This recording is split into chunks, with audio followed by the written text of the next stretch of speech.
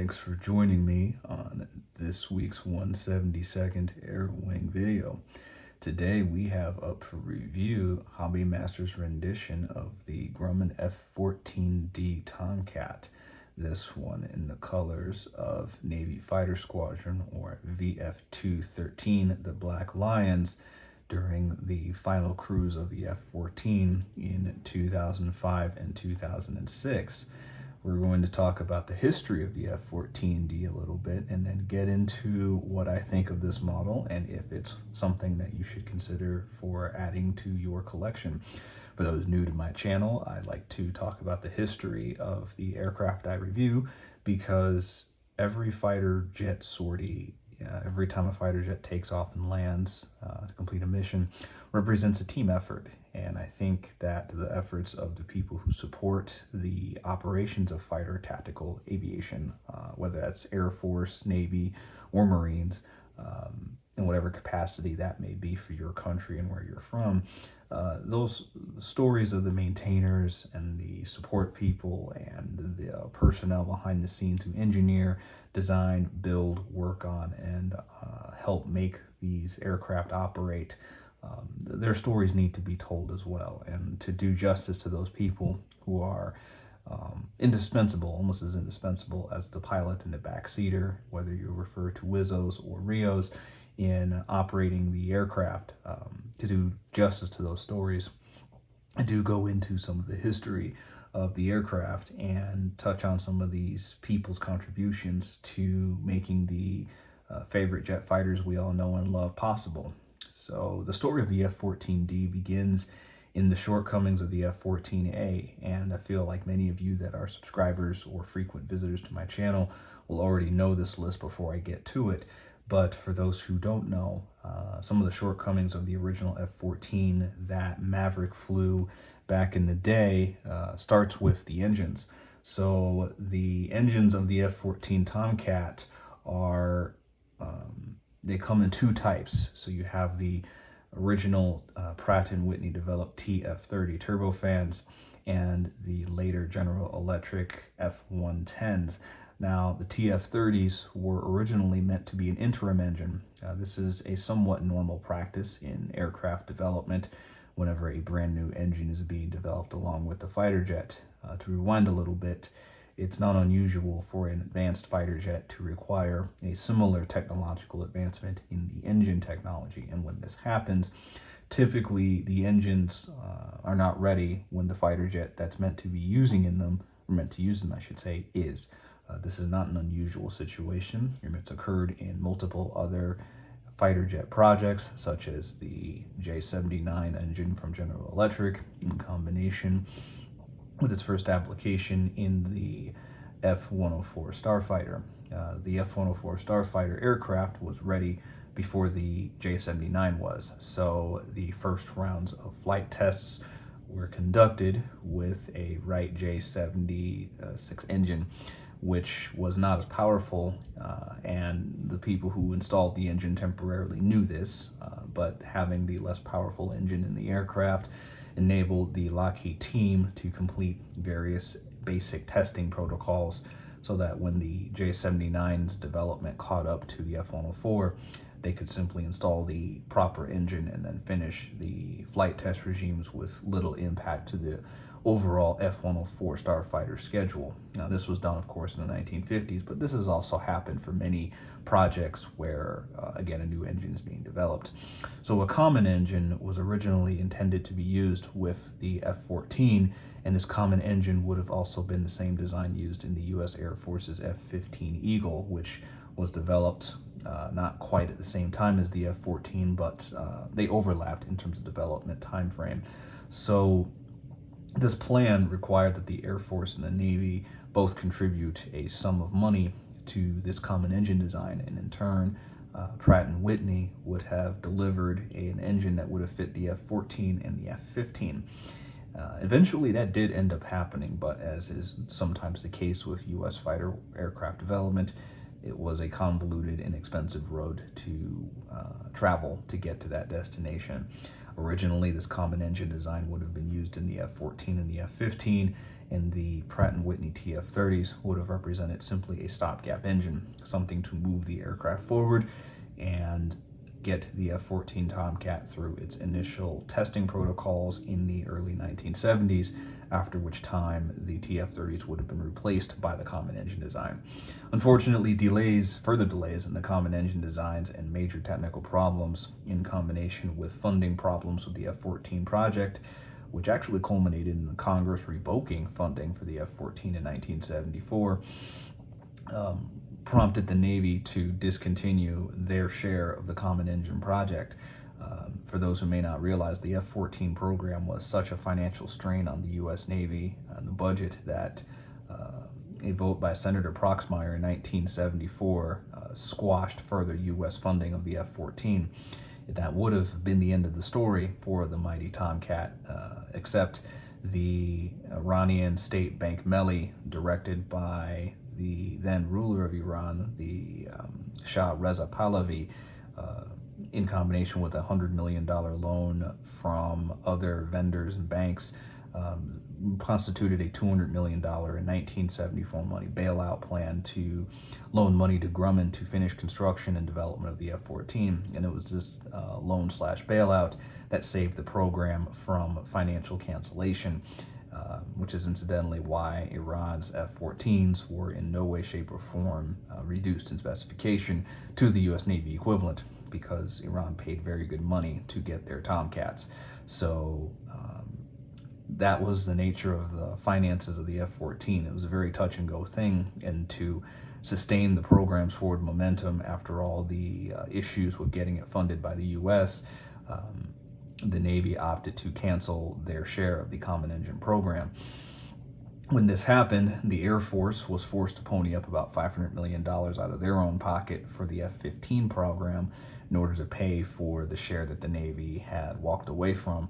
And in turn, this action resulted in Pratt & Whitney developing the F-100 series of engines which would go on to power the F-15 and the Air Force's F-16.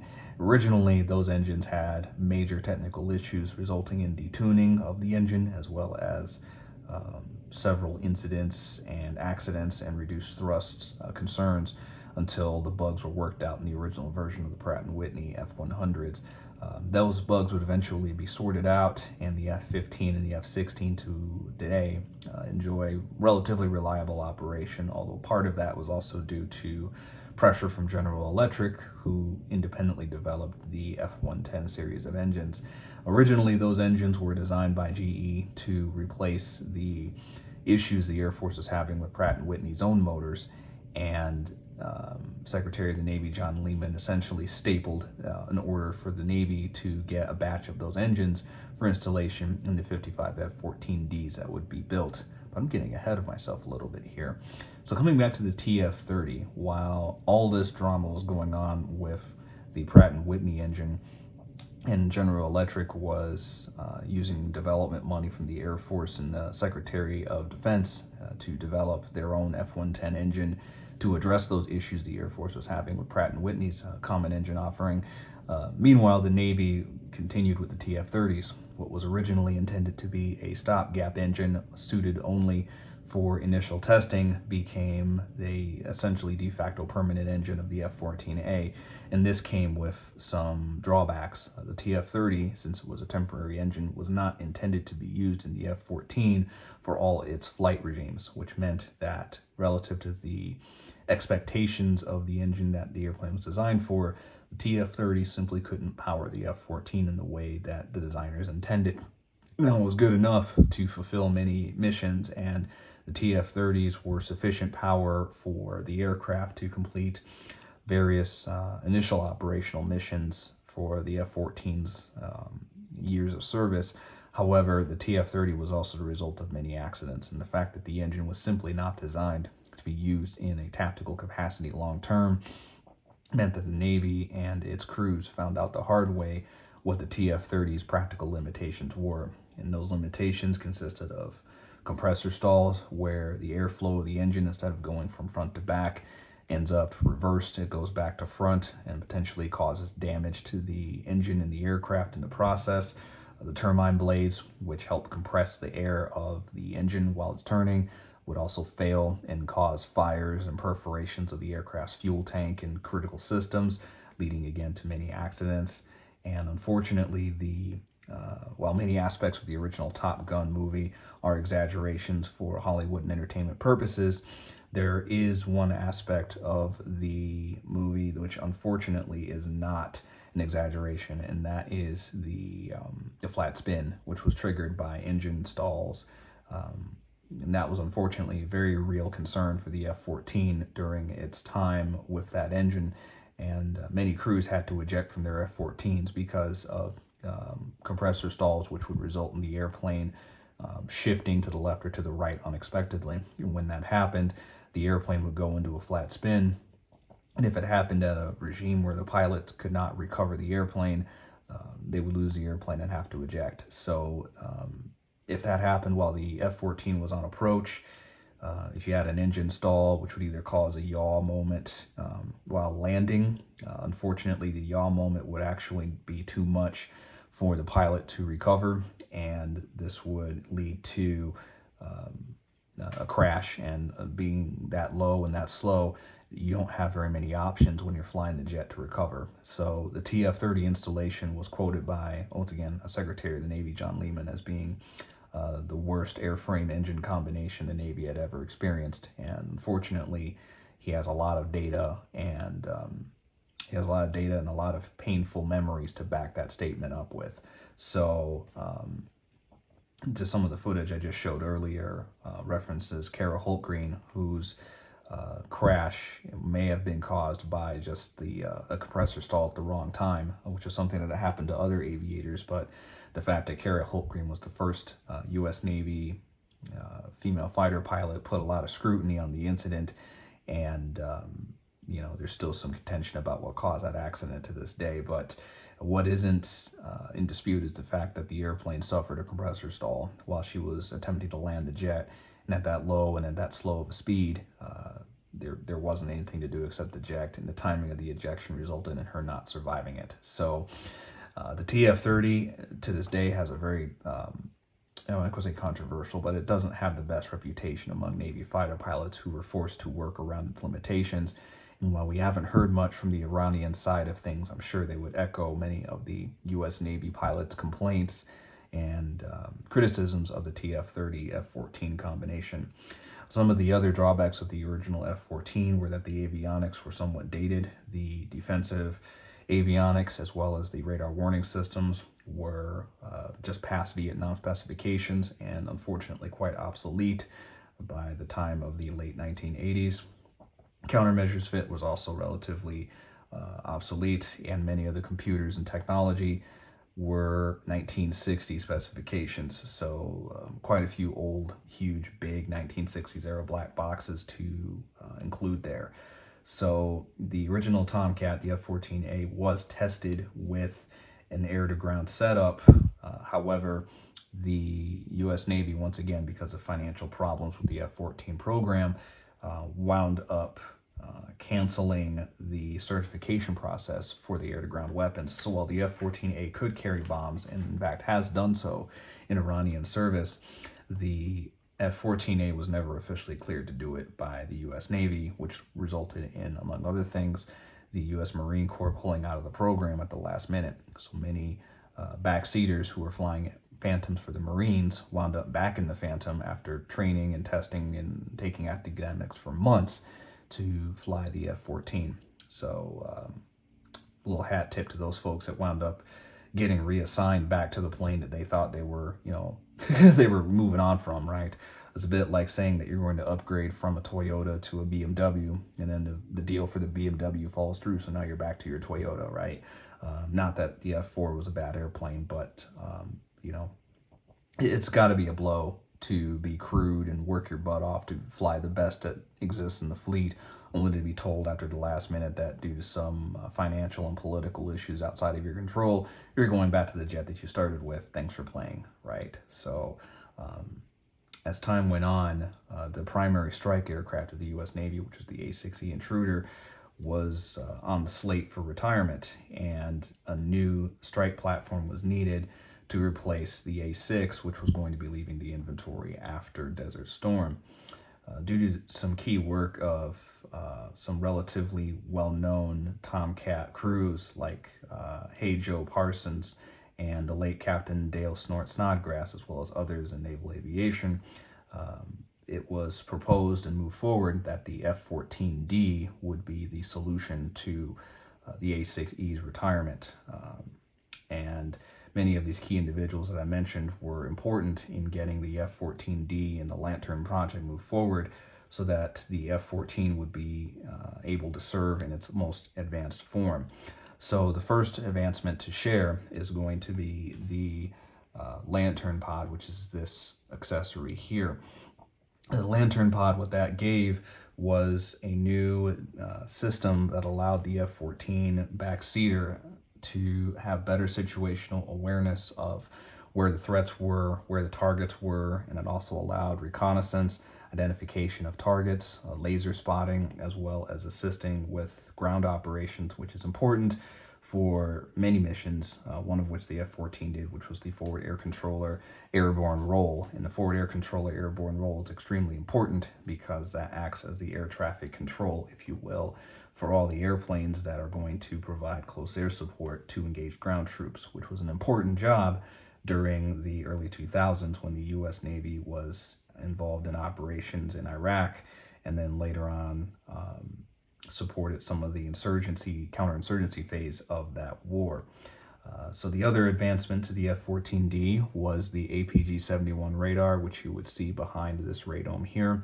The APG-71 was a digital and enhanced version of the AWG-9 or the AWG-9, which was the most advanced radar of its time. And with the digital upgrades of the APG-71, the F-14 Tomcat enjoyed a much better engagement and situational awareness envelope. Finally, we have the ANALR 67 radar warning receiver in combination with the ALQ-165 jamming system. Some of the elements of the ALR 67 radar warning receiver you will see here and painted in yellow, modeling the antenna. So the yellow bits that you see right about here, as well as under the landing gear door and on the other side, and then on the tail, represent antennas that are used for that system, as well as an onboard jammer, which is installed internally, so you don't see like a pod on the outside. However, there is a jammer that is now built into the F-14D to enhance its survivability. Finally, last but certainly not least, and I can't show you in this shot, but you can see in some of the intro footage, is the advanced General Electric F-110 engines. So coming back to that side of things, the GE F-110 started off as a research venture that General Electric got involved in after the Air Force dealt with frustration and delays from the Pratt & Whitney F-100 program, which, circling back to that subject, was originally supposed to be the common engine program before the Navy pulled out. So with the Air Force using just one vendor for its engines, Pratt & Whitney did what any company does when they have monopoly over a customer, and that is to mind their own prerogative. So fixes were not necessarily processed as quickly as the Air Force would have liked. Many issues with the compressors and the stators and the afterburners were not solved in as quickly a fashion as the Air Force wanted. And Pratt & Whitney, at least on an executive level, knew that if the Air Force had to go to them for their engines, there was nothing else for the Air Force to do except sit on their hands and wait for Pratt & Whitney to fix the problems in their timing, not necessarily the timing that the Air Force wanted. General Electric saw an opportunity to take some business from Pratt & Whitney and began research into what would become the F-110 engine. Originally, it was engineered to be the engine for the B-1 bomber program, but the design was adapted to power many jet fighters over time, one of which would be the F-14D. The engine was originally offered to the Air Force to be a replacement for the Pratt & Whitneys and the F-16, since a more reliable engine when you only have one engine is relatively crucial. And the Air Force wound up adopting a two-tier approach. So they funded research and development of an expanded engine intake, as well as some other changes to accommodate the General Electric engine. So now the Air Force F-16s use either Pratt & Whitney engines or they use General Electric. The Pratt & Whitneys have a block number ending in 0. General Electric engine F-16s have a block number ending in 2. So if you see like block 50 or block 52 in terms of capabilities, those F-16s are the same. It's just the block 50 will have a Pratt & Whitney engine, and the block 52 will have a General Electric engine.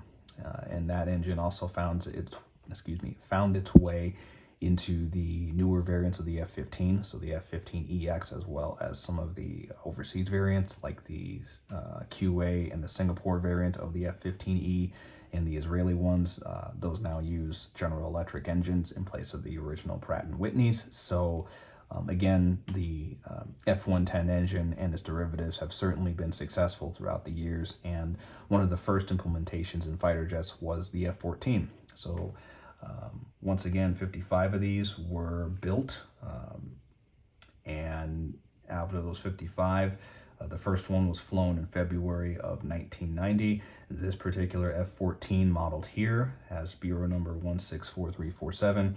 This bureau number F-14 first flew in December of 1991. First assignment was with Fighter Squadron 101 in 1997, before assignment to VF-213 Blacklions in 1999. The F-14 here would stay with the Blacklions all the way up until the F-14's final cruise in 2005 and 2006.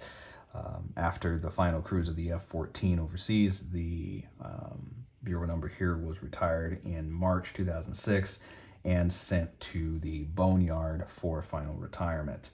So after all that time, it's interesting to see that this F-14 stayed with pretty much one squadron for most of its service life. Most F-14s tend to change, they tend to change squadrons relatively frequently, but not in this case. This one stayed with Blacklions for quite a while. Fun fact, those of you who are fans of the documentary Speed and Angels, you can actually see this particular Modex and bureau number in that documentary.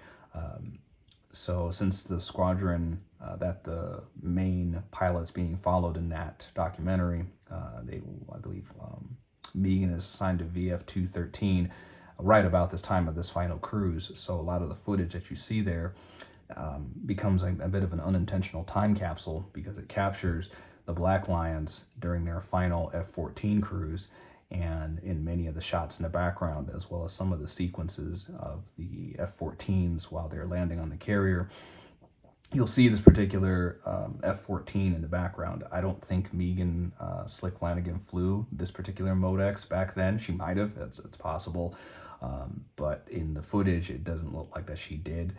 If you want to know a little bit more about Megan Flanagan and why she's special, definitely check out my other video on the channel on her F-14. HobbyMaster produced a 1/72nd scale version of the F-14 just with her name on the canopy sill, and that's definitely a really cool model to get. I think right now those are actually selling for pretty high dollars, so you might actually be better off just getting this one, which actually would have been in the same squadron and on the ship during that cruise. So incidentally, if you can't get the Megan Flanagan VF-213 Tomcat, this will make a really good substitute, which besides some caveats that we'll get to a little bit later in the video.